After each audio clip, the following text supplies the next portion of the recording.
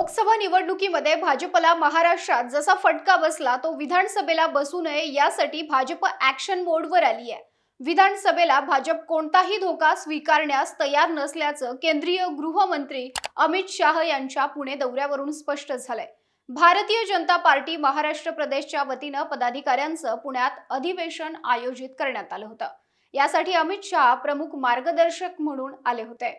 मुक्कामादरम्यान शाह यांनी राज्यातील प्रमुख नेत्यांसह पदाधिकाऱ्यांकडून विद्यमान आमदारांच्या कामकाजाचा आढावा घेतला।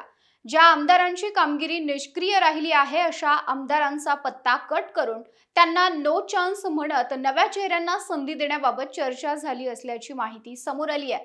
लोकसभेची पुनरावृत्ती विधानसभेला टाळण्यासाठी भाजपने नेमकी काय रणनीती आखली आहे हेच आपण या व्हिडिओतून जाणून घेणार आहोत। नमस्कार, मी Madhuri Kumkar, for the people news मध्ये आपलं स्वागत। व्हिडिओला सुरुवात करण्यापूर्वी आपण चॅनलला सबस्क्राइब करा, लाईक व फॉलो जरूर करा। भारत दुनिया का सबसे बड़ा लोकतंत्र और एनएलसी भारत देश का सबसे बड़ा गैर राजनीतिक मंच। शक्तिशाली लोकतंत्र के लिए राहुल कराट का सार्थक कदम। मुंबई में हुआ ऐतिहासिक प्रथम राष्ट्रीय विधायक सम्मेलन।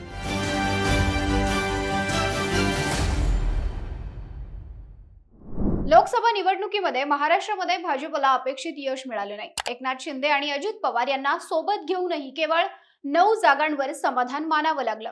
त्यामुळे लोकसभेतील पक्षाची सुमार कामगिरी लक्षात घेऊन आगामी विधानसभा निवडणुकीमध्ये महायुती म्हणून तिन्ही पक्ष एकत्रित लढणार असले तरी जास्तीत जास्त जागा लढण्याचा भाजपचा प्रयत्न आहे। याच पार्श्वभूमीवर राज्यात कार्यकर्त्यांमधील नैराश्य दूर होऊन उत्साह निर्माण करण्याचा केंद्रीय मंत्री अमित शाह यांनी पुण्यात झालेल्या अधिवेशनात प्रयत्न केला।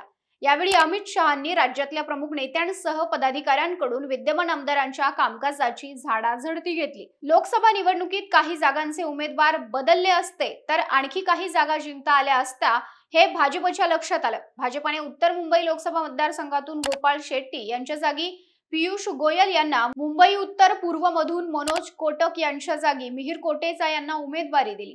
बीड मधून प्रीतम मुंडे यांच्या जागी पंकजा मुंडे तर जळगाव मधून उन्मेष पाटील यांच्या जागी स्मिता वाघ यांना उमेदवारी दिली होती। या 4 पैकी मुंबई उत्तर पूर्व आणि बीडची जागा सोडली तर उर्वरित 2 जागांवर भाजपचे उमेदवार निवडून आले आणि त्यामुळे आणखी जागांवरचे उमेदवार बदलले असते तर विजयी खासदारांच्या संख्येत वाढ झाली असती, ही भावना आता भाजपचे नेते आणि पदाधिकाऱ्यांच्या मनात आहे।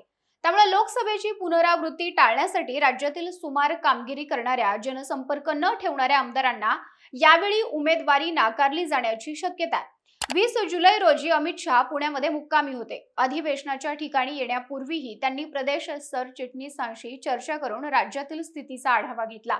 यावेळी प्रदेश कोअर कमिटीची सुद्धा बैठक घेण्यात आली होती। राज्यातलं वातावरण भाजपसाठी फारसं पोषक नाही, कार्यकर्ते पदाधिकारी संभ्रमामध्ये आहेत अशी माहिती अमित शहांना देण्यात आल्याची माहिती समोर आली आणि त्याचा उल्लेख अमित शहांनी आपल्या भाषणामध्ये केल्याचं पाहायला मिळालं।